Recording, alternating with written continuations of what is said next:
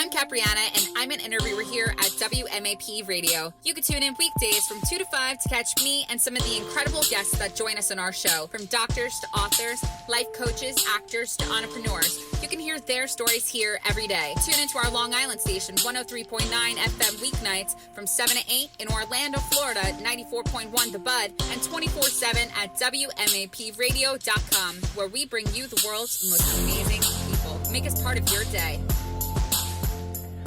All right, what's going on, WMAP Radio? It's Capriana. So I have a great guest coming up. Her name is Marilynn Hughes. She's been on our show once before. She has a really cool story. She is a part of this foundation. It's called the Out of Body Travel Foundation that she founded, and she's here to talk about it. So Marilynn Hughes, how are you?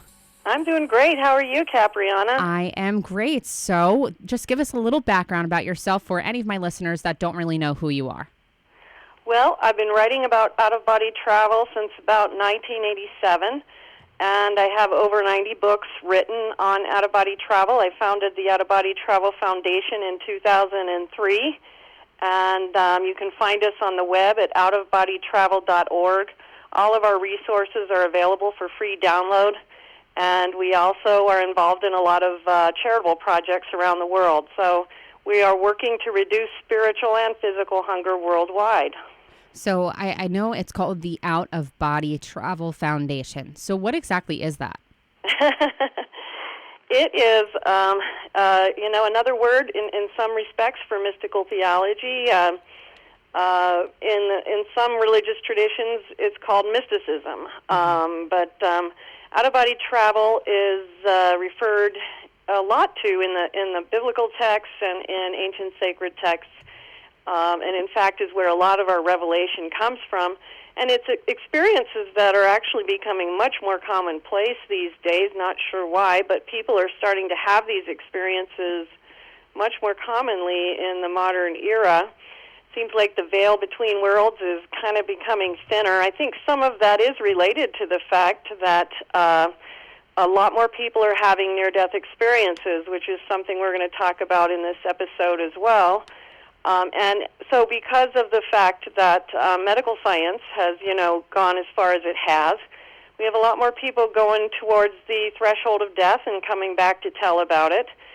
And there is something that happens with that, which is kind of opening some of the psychic centers, and people are having mystical experiences. An out-of-body experience technically is simply the spirit separating from the body and the spirit traveling through mystical realms, not just through the physical realm, but the other spheres of existence which overlap our physical reality, of which there are quite a few, and you can read about a lot of that in my books and stuff.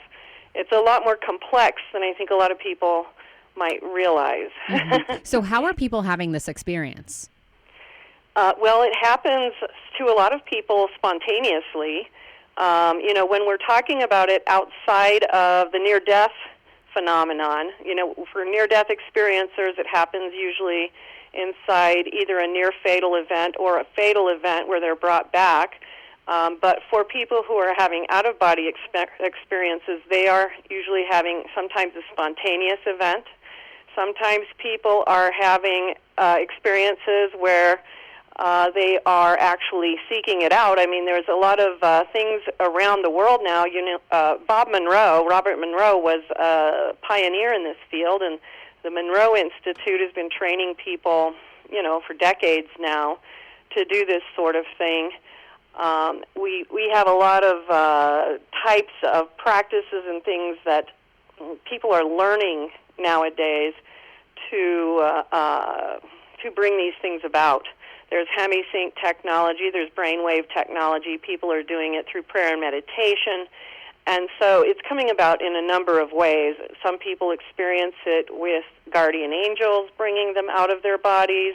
Some people experience going into the vibrational state and suddenly they're out of their body. Some people intentionally bring it about. Some people it comes upon them and they have no idea how it happened, So it's not always intentional, you know what I mean? So I'm sorry. So the people that are experiencing these things, I know a lot of people. I've read and I've heard on the news or just things like that. You know, people that have a near-death experience, such as like, you know, let's say like a car accident, for instance. They see their life flash before their eyes. They see their loved ones. They see people that, you know, have passed away, and they all kind of come to them. And then when they kind of snap out of it and come back to life, they remember it. So is it kind of like this, or is it kind of different? Yes, that's very much what happens. But there's a series. You know, Dr. Raymond Moody, being the pioneer in near-death experiences, he codified, you know, a set of commonalities that you see in near-death experiences. And you mentioned some of the things there. People often will see dead relatives. A lot of them will see the tunnel. Many of them will have their life flash before their eyes. And there are a series of other things that people will experience, and not every person will experience all of them, but there is, you know, a series of things that are generally seen in those experiences. And oftentimes, you know, one of the biggest factors that people see in genuine, legitimate near-death experiences is that people's lives change dramatically when they return. Mm-hmm. They talk a lot about the unconditional love of God, the way they experience the love of God, the universe, and the way that they are shown knowledge and understanding, the things that they understand, and they come back with a purpose. And this is one of the things that they identified early on was a real key factor in being able to determine and discern, you know, the genuine from maybe not quite so clearly. Mm-hmm. So, because people would come back and literally become different people. You know what I mean? Mm-hmm. Because their whole life and their whole purpose would change to love and caring, and they had to serve. They had to change. Their whole lives changed. And that's what you will find with people who have had powerful near-death experiences, is that their entire purpose, their thrust, their reason for being here completely changes. Now, do you think that's because they kind of came in contact with a higher being, or do you think it's maybe because when they snap out of it and then they kind of come back to life, they kind of just cherish life a lot more, and they see the beauty in things, and you know they're seeing things that they used to take for granted? So do you which one do you think it really is? Both. What happens, but it's, you know, I would say from my own experience, it's a lot more the prior than the second one, but it's both. And the reason it's more of the prior one is because one of the common footprints of a near-death experience is that people are often shown things that they need to accomplish in their life, things that are important in their life, and almost all near-death experiences are going to near-death experiencers are going to tell you, sorry about that, are going to tell you that the things that were important were their relationships, love, caring, the way they took care of others, the way that they cared about one another, acts of kindness. So part of it was the actual experience changes them because they realize that the purpose of their existence and that which they're being measured by is completely different than what generally we believe we're being measured by in a material world. Right. So they are actually educated during the near-death experience in a completely different modality of existence, and that's part of the reason that it changes so dramatically. Right. But yes, obviously, too, there is a lot of near-death experiencers also talk about the realization of, you know, we really aren't here for very long. So, you know, there's an appreciation of our loved ones and an appreciation of the shortness of time and wanting to resolve things that can be resolved. And you know what I'm saying? Mm-hmm. All those things happen as well, but there is a higher thrust that comes in with that, which is the understanding of why it matters, which is the purpose of why we're here. The purpose of life. So, you know, we've talked about people that have had experiences where they've, you know, had a near-death experience and experienced this. We've talked about people that are kind of meditating and trying to, you know, have the same effects as that. So where do you come into play? Because you sound very passionate about this and you seem to know exactly what you're talking about. So what is the root of, you know, why you started all of this? Well, you know, I started a long time ago. So, you know. So let's talk about it. So, you know, it started in my childhood where I had a beautiful out-of-body experience where I was shown that I would have a purpose with this later on in my life. And then in my early 20s, it again came to me, and I started having experiences, and it began to unfold, and I started journaling these experiences, which later, you know, evolved into the writing work that I do now. But in what happened in the year 2003, I had a near-death experience, which launched the Out-of-Body Travel Foundation. And, you know, in the year 2001, I had been diagnosed with what appeared at the time to be a terminal condition. Oh, wow. And in 2003, I had a pretty mind-bending near-death experience, which literally changed everything. And what exactly happened in 2003? Well, what happened was, in 2001, I was diagnosed with cardiomyopathy and heart failure, and that's the most common reason that people will have heart transplants, is for that purpose. And I had a moderate to severe case, and at first it seemed like I was going to do okay on medications, and then it started sinking. So in 2003, they had done some echocardiograms. I was sinking a little bit, and basically it looked like they were going to need to consider the possibility of either a heart transplant or something else. So I lived in a small mountain town. So we were going to be doing a procedure. They were going to have a chopper standing by to, you know, fly me out to have me waiting for, you know, whatever they decided to do. Right. And so the night before I went to the hospital, and this is what's interesting because this happened the night before the procedure, not of the procedure. So the night before the procedure, the condition that I had could cause a lot of, ventricular arrhythmias and things like that. So I went into some kind of arrhythmia that night, and so I, left my body, started, going towards the what I call the galactic heavens, and there was this beautiful tunnel, of course. And one of the things that I'd already learned for many, many years of this was, once you get to the end of that tunnel, you don't want to touch the veil, because if once you touch it, you can't go back. You know what I mean? Right, I've heard that before too. And so I was trying to behave, and my little dog from my childhood was there. My little dog Joy. She was a little white and black dog, and I thought that was so interesting because it was just my little dog sitting there waiting for me in the light. I was younger at the time, so I was pretty young. Wow. Didn't have a lot of relatives who had crossed over yet, you know what I mean? So I don't know exactly why that was. But you had your dog waiting there for you. I sure did.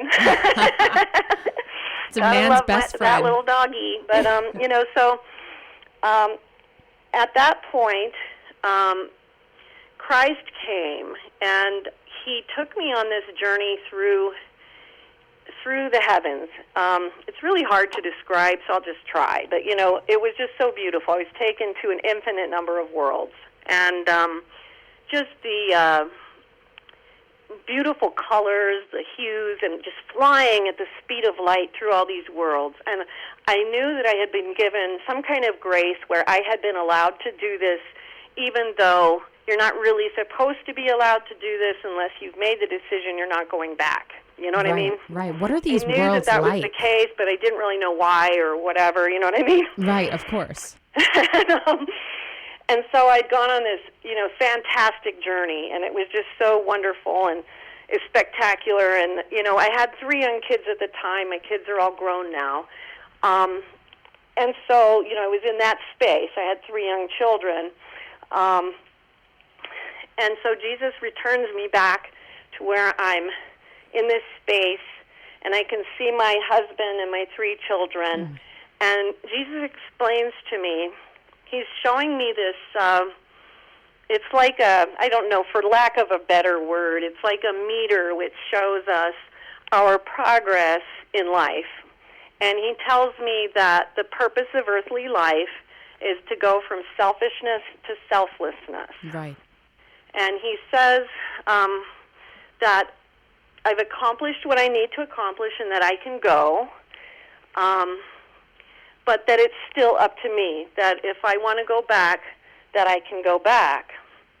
And then he shows me, he shows me the rest of the world, so to speak, and how the world will remain a selfish place whether I go back or not. So I want to pause you real quick before you continue. So paint me a picture of what do you mean he shows you, and paint me a picture of when you're kind of going through all these different like galaxies and seeing different things. Like what exactly are you feeling? What are you seeing? It's just like this whir of color, the purples, pinks, blues, whites. You're literally, when you're flying, because you're literally flying through. So you see yourself flying. You don't see yourself flying, you are. You are flying. Yeah, so it's this, and it's just this ecstatic joy, because there's this vibration to it that is just so beautiful and so beyond what we experience in this earthly world below. Mm-hmm. Does that make sense?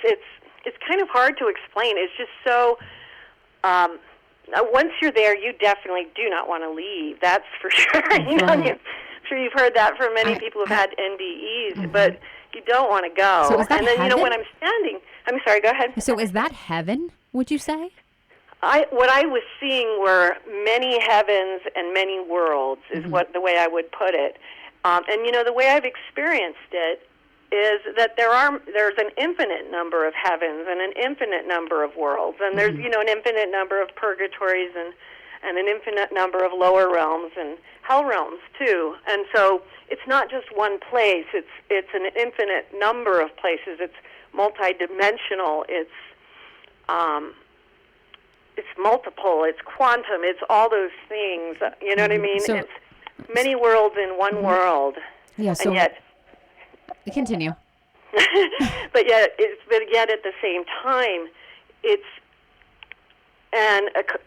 literally like if you're imagining, like the old film reels. You're going from frame to frame to frame to frame to frame, literally, as you're flying from world to world to world to world. It's literally that fast. Mm-hmm. You know what I mean? Right. So do you think that possibly, like, when you actually, when you pass on to, this other world or whatever happens, I mean, the two biggest questions in this world are what happens when we die, and, are we the only ones in this entire galaxy? So those are the two major questions that everybody knows, because we don't really know what's going to happen when we move on and when we pass away. Do you think that possibly, when we die, we are given a choice and we can just, go to all these different places that we have ever really imagined? Well, we can, but a lot depends on our vibration, and there's a lot of processes that are required for us to be able to go to these different places, which is part of the reason for the Out of Body Travel Foundation. Right. Because we want to undergo preparation. Mm-hmm. We don't want to waste our time while we're here. But yes, these places do exist, and one thing I think you asked was, and I can tell you this not from this particular experience, but from several others that I had, that when you are in heaven, there are extraterrestrials in heaven, and it is as natural as anything else, and you don't even realize it until you return, and you're like, wait a minute, there were extraterrestrials in heaven. They're not us. But when you're there, it's so natural, you don't even think of it. You're like, hey. Right.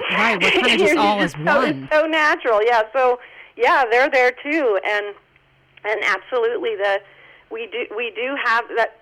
All the worlds converge, and so as we cross over, we are slowly reintegrated into this multiplicitous universe, which is so much greater than this little piece of it that we contain in this short life that we live. Right. You know what I mean? Right, of course. And so as I'm standing there with Christ, he's showing me how this works like on a meter, so to speak. Mm-hmm. There's a certain amount of, there's almost like a bar that you would put, you know how when children, you put little things on the wall to see how much they've grown on the wall. Yeah, of course. And so it's like down at the bottom is, selfishness, and the higher up you go, more selfless. And so he's showing me that the majority of humanity is down here near the bottom of the scale. And he's telling me, this is, it's not going to change if you go back, and that's how it's going to go. Mm-hmm. And I'm like, okay. And I said, but as long as it remains my choice, I have to go back because I have to go back to my kids. Mm-hmm. And he says, okay, well then I want you to go back and pray for a heart transplant. Wow. And I looked at him and I got real quiet and I just looked at him dead set in the eyes and I said, I can't do that. And he's very quiet and looking at me, and he's looking at you, waiting to make a decision whether you want to pass on to this beautiful life that you kind of just experienced, floating through all these different galaxies, or going back to, I guess we can call it reality with your husband and your children. So he's kind of waiting for you to make this decision. Yes, definitely. And Mm-hmm. so what I then tell him is, I said, okay, so I'm going to go back, but I'm not going to pray. I'm not going to pray for a heart transplant. Instead, I'm going to pray that you will save the perfectly healthy soul that would have to die to grant me a heart transplant. Wow. And I will take my chances with the heart that I've got. And he stares at me for a minute, and he says, I grant that. And then all of a sudden, I'm just shooting through space, and he's shooting with me. And we emerge. We're coming back. I know I'm coming back to Earth. And before I'm going to go back in, we're sitting in what's like a bookstore almost. And it's like he's sitting next to me, and I see all these books. And they all have my name on them. All the things you've done, Marilynn.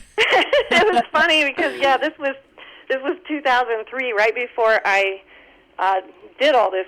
And he said, I'm going to make good use of you. And he said, I'm going to help you. He said, I'm not going to heal you, but I'm going to help you. Mm-hmm. And then he's gone. And I end up coming back. I don't say anything about it because I have to go to the hospital that morning. And this is all before the procedure. Wow. So I go to the hospital, go in and have the procedure done, and when I wake up, I'm in the hospital, still in the same place, and I'm, asking the doc, hey, why am I still here? And he said, we can't explain it, but your heart's doing a heck of a lot better this week than it was a week ago, and we don't know why. And I just kept quiet because I knew why. And, and literally it was 6 months later that the Out-of-Body Travel Foundation was born. Literally shortly after that experience, I just got bombarded with these out-of-body experiences telling me every step that I was to do to put this into action and to make it happen and put everything into play. And so it was such an amazing experience, something I'll never forget. I mean, even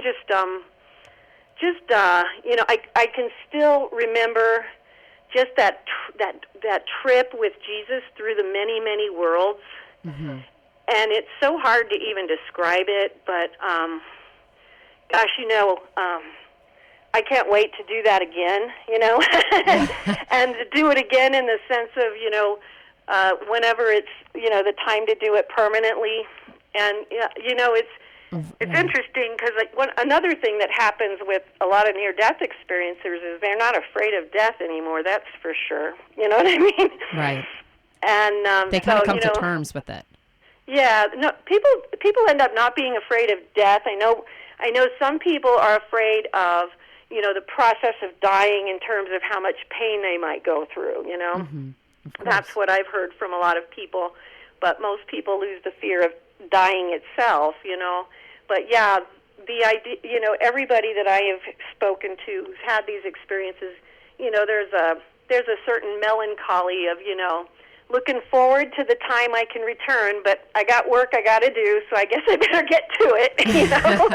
I think he definitely, took what you said into consideration and left you here on this earth to, touch different lives and touch different souls of people and, bring out the best in people and do what you're supposed to do here on earth. Well, there was something that Pastor Howard Storm said in a documentary that I was also involved in. It's called The Road to Armageddon, a spiritual documentary, and you can find that at my website at outofbodytravel.org. You can watch it there. But Pastor Howard Storm was an atheist who had a near-death experience, and he has a beautiful story to tell as well. But he spoke about how during his near-death experience, Christ told him, I want you to save the world. And he's like, what? Are you kidding? And I loved how he put it because he's like, I can't do that. What are you talking about? And he says, like, Jesus is kind of like, not just you idiot. He's like, I've got like 1 million of you. And, and I think one of the great things about the way he describes his experience is because that's really what these experiences are telling us and telling the people listening through us, because there are millions of us, whether the people who are listening, whether you've had a conscious experience like this or not, there are millions of us, and that's how Jesus and how God is working. It's by calling each of us to, perform little acts of kindness or caring every single day, regardless of how small or how great. It's the little things that resonate in heaven, and it's extremely important that people realize this. Sometimes, Mother Teresa was a big part of the Out-of-Body Travel Foundation's formation as well, because we founded it based on the fact that she said that the spiritual suffering of the West was so much more serious than the physical suffering in the East.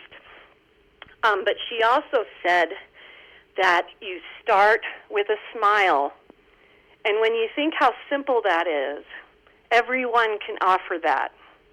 Just about everyone can offer that. Mm-hmm. And so we forget that we can start transformation of the planet by very simple words and deeds.